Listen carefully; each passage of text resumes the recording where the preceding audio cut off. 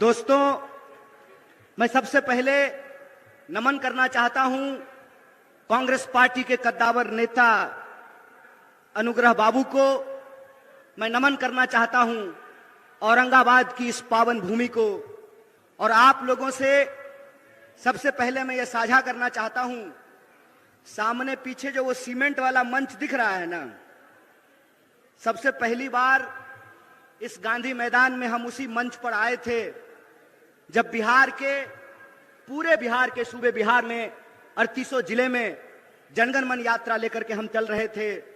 और उस जनगण मन यात्रा की यही मांग थी कि हम बिहार को फिर से अव्वल राज्य बनाना चाहते हैं।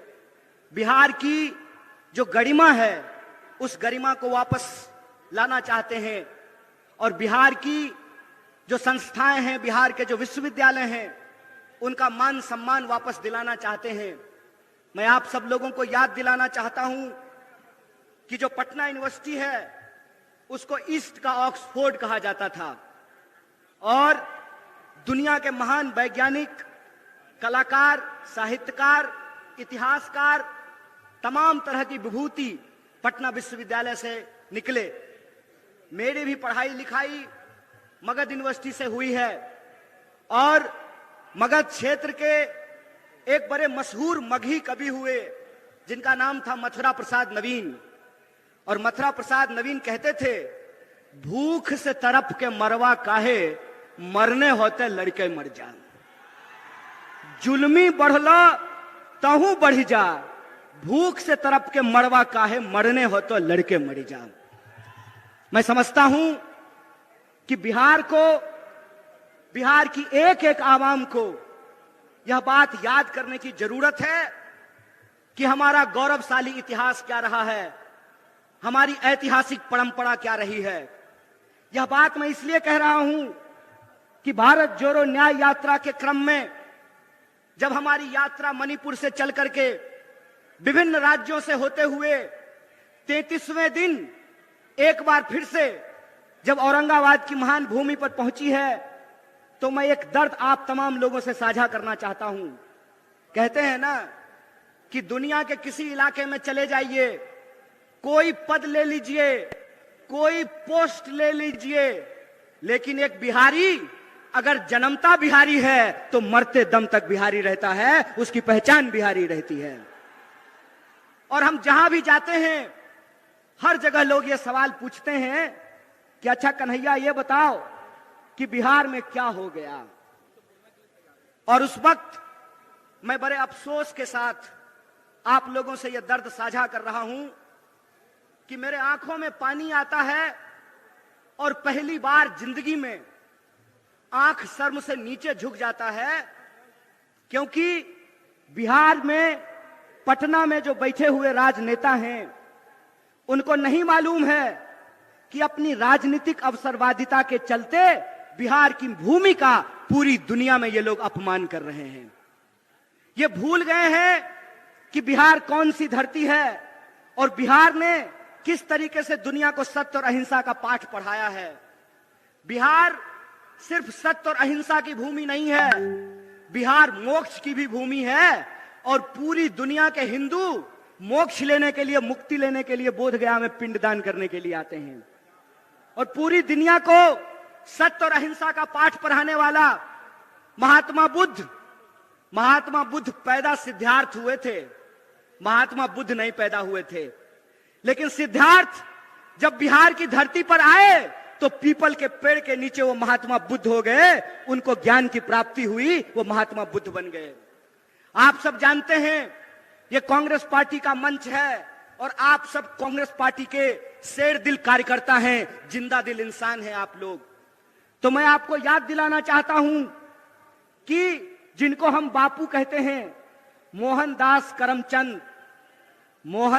करमचंद जब बिहार में आए तो वो मोहनदास थे। बिहार की जनता ने उनको महात्मा गांधी बना दिया, बिहार की जनता ने उनको बापू बना दिया। बिहार वो धरती है, अगर हम आर्यभट्ट की बात करें तो अगर बिहार नहीं होता, आर्यभट्ट नहीं होता तो जीरो नहीं ढूंढा जाता और इंसान चांद पर नहीं पहुंच पाता, और इंसान चांद पर पहुंचा है तो जीरो को खोजने की वजह से पहुंचा है। बिहार वो भूमि है कि जहां पर एकमात्र देश के राष्ट्र कवि पैदा हुए, और राष्ट्र कवि का नाम दिनकर है। और दिनकर कहते हैं, शांति नहीं तब तक जब तक सुख भाग न नर का सम होगा, नहीं किसी को बहुत अधिक और नहीं किसी को कम होगा। ये दिनकर लिखते हैं। ये बिहार की जो ऐतिहासिक परंपरा है, ये बिहार की जो गौरवशाली परंपरा है, उस बिहार की गौरवशाली परंपरा को धूमिल करने का काम किया है भाजपा ने। बिहार की गौरवशाली परंपरा को पलटू राम बनाने का काम किया है भाजपा ने।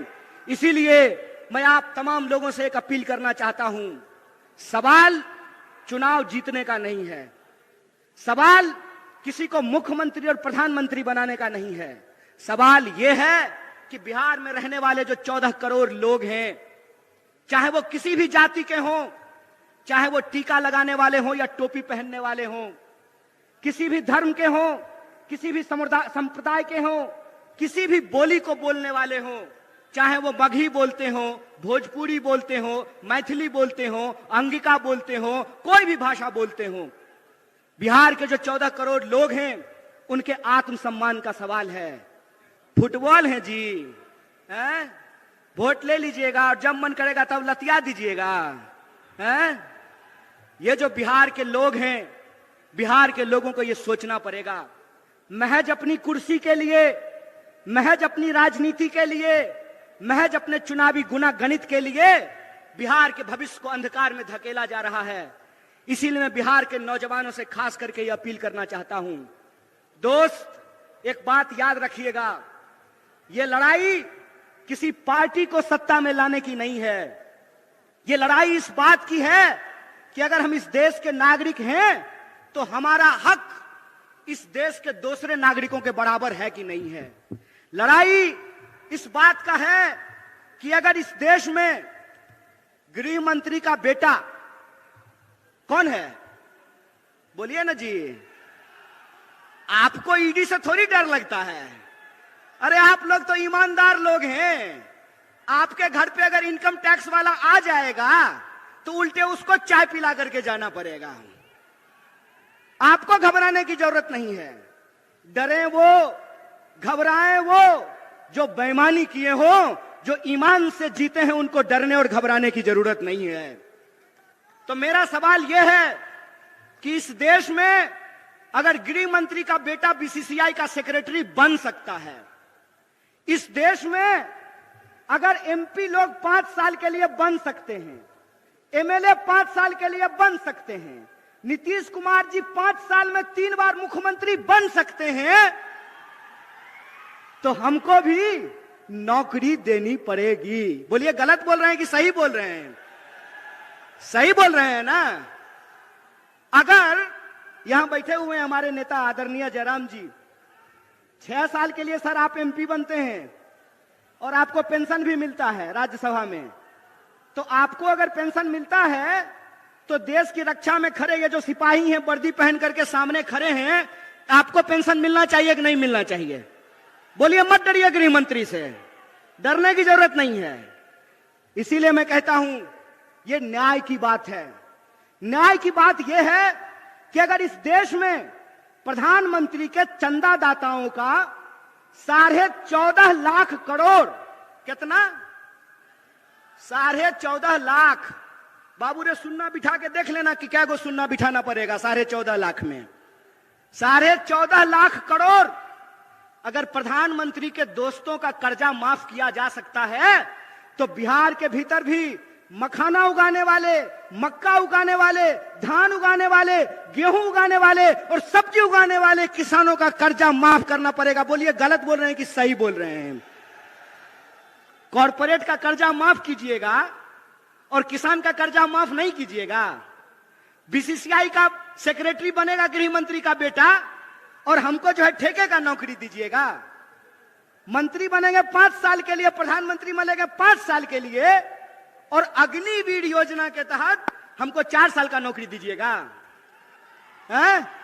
4 साल का नौकरी दीजिएगा और उसमें देश की सेवा करते हुए अगर हमारी शहादत होती है, हमारी जान जाती है, तो हमको शहीद का दर्जा नहीं दीजिएगा।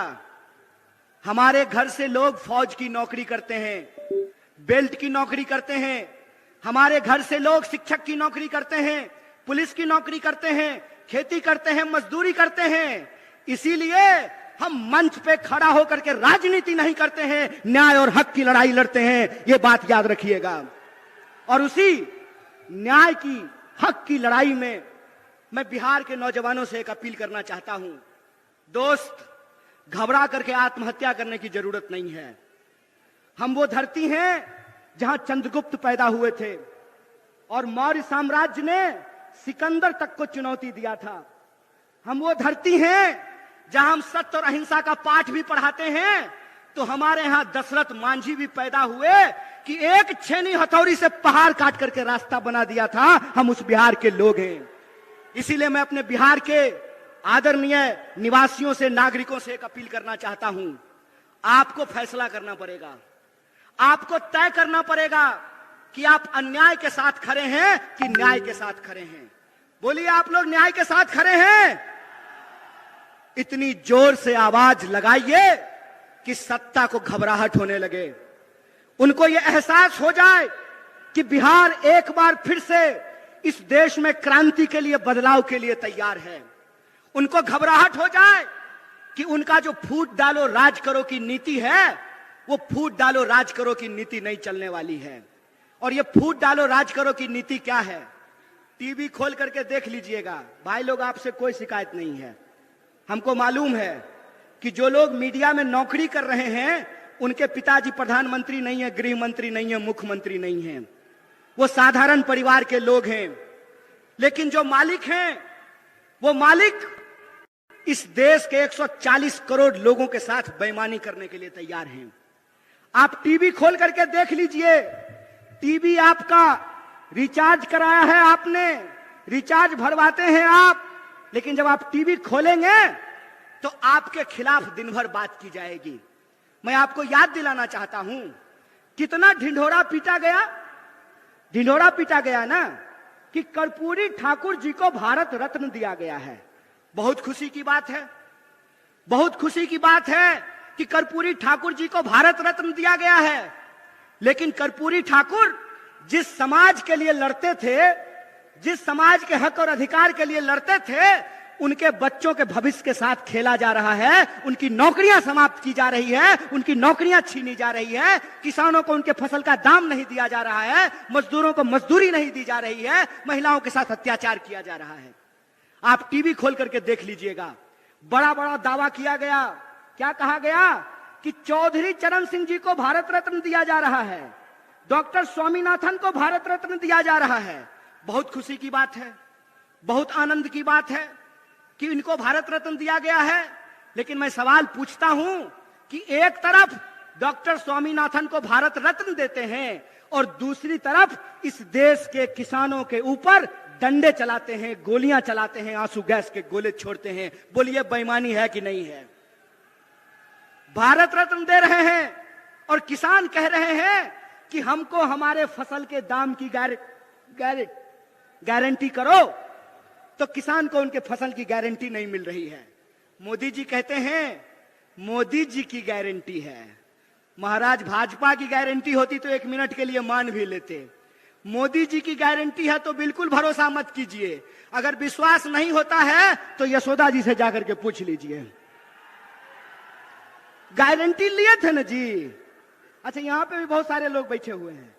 ब्याह शादी हुआ होगा, हमारा तो नहीं हुआ है। तो हिंदू रीति रिवाज से अग्नि को साक्षी मान करके 7 फेरा ले करके, हिंदू रीति रिवाज से अग्नि को साक्षी मान करके 7 फेरा ले करके 7 जन्म का वादा निभाने का गारंटी लिए थे ना मोदी जी? किए पूरा? किए पूरा? भाग गए ना छोड़ के? कोई गारंटी नहीं है इस आदमी का। इस आदमी का एक ही गारंटी है कि इस देश की इस धन संपदा को लूट करके अपने दोस्त के खजाने में पहुंचा देंगे। एक ही गारंटी है कि रेलवे बेच देंगे, एयरपोर्ट बेच देंगे, पोर्ट बेच देंगे, सड़क बेच देंगे, नदी बेच देंगे, खदान बेच देंगे, और इस देश के जो आम लोग हैं वो नौकरियों के लिए दर दर तड़पेंगे, दर दर भटकेंगे।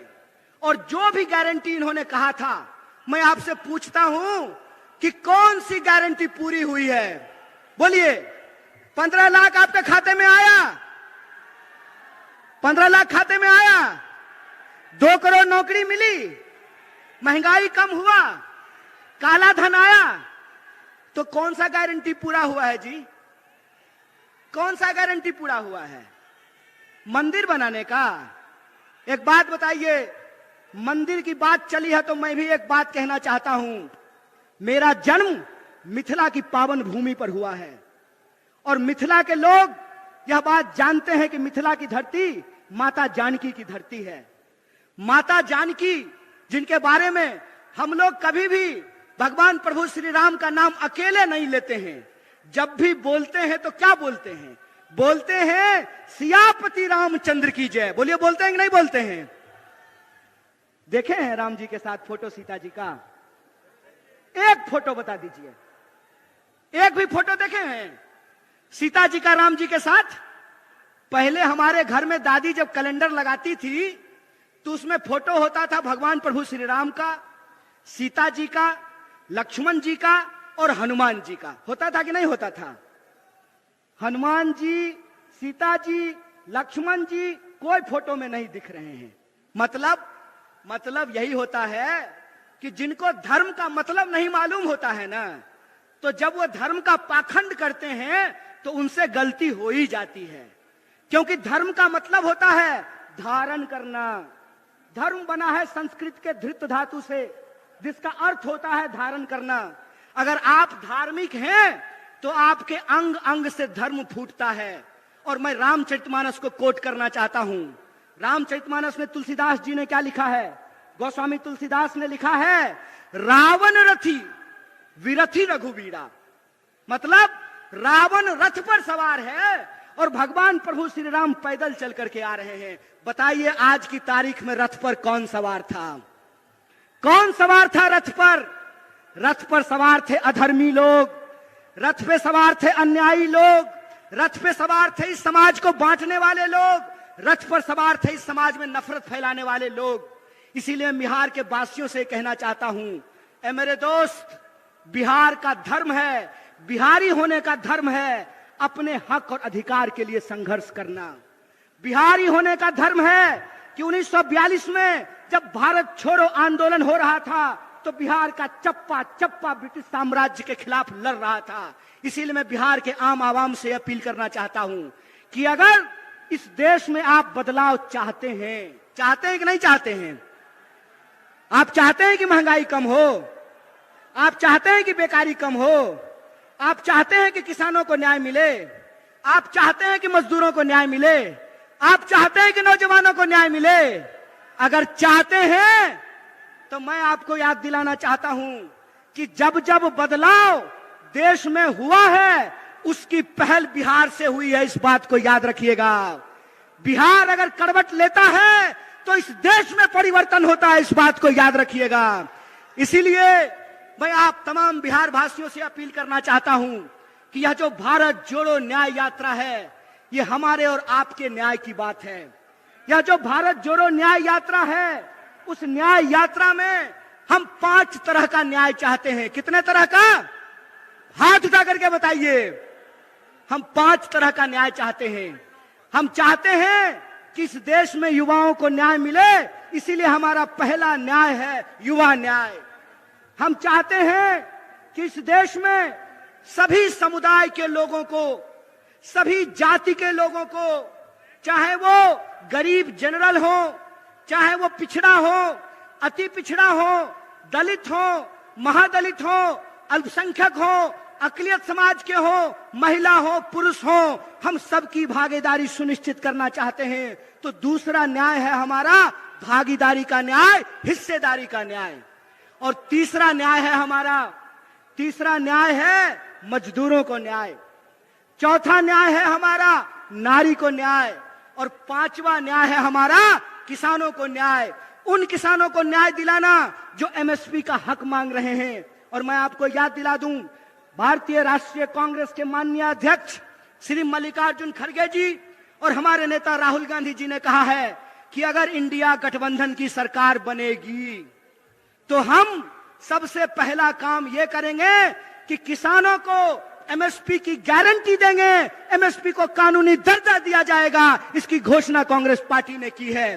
तो 5 तरह के न्याय देने से इस देश को शक्ति मिलेगी। तो आप बताइए, आप देश को शक्तिशाली बनाना चाहते हैं कि नहीं बनाना चाहते हैं? बिहार को शक्तिशाली बनाना चाहते हैं कि नहीं बनाना चाहते हैं? इसीलिए हम आपसे अपील करना चाहते हैं।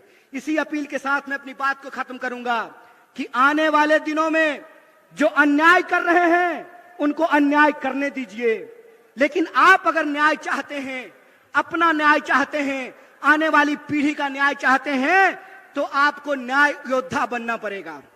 बोलिए, न्याय योद्धा बनेंगे? बिहार के एक एक लोग न्याय योद्धा बनने को तैयार हैं।